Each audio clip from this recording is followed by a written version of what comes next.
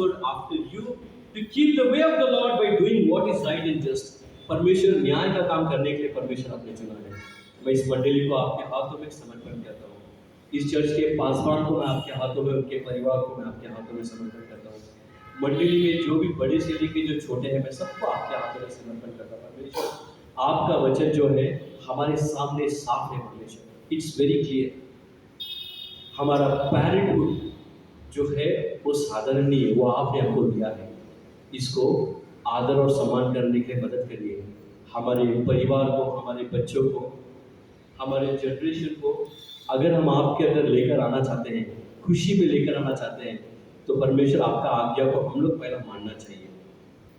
आपके आज्ञा अनुसार हम लोग को चलना चाहिए। परमेश्वर अगर हमारे जीवन में, अगर हम लोग पैरेंटहुड में, फादरहुड में अगर हम लोग फेलियर है, तो आप हमें क्षमा करिए।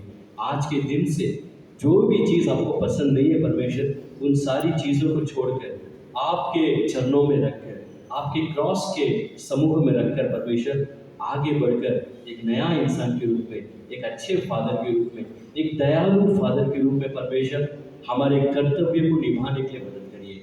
मैं इस मंडली को आपके हाथों में समर्पण करता हूँ। सारी गलतियों को क्षमा करिए, हमारे साथ रहिए। सब कुछ आपके हाथों में समर्पण करके इस प्रार्थना को आपके इकलौता पुत्र यीशु मसीह के नाम से मांगते पिता, सुनिए और कबूल करिए हमारे प्यारे परमेश्वर।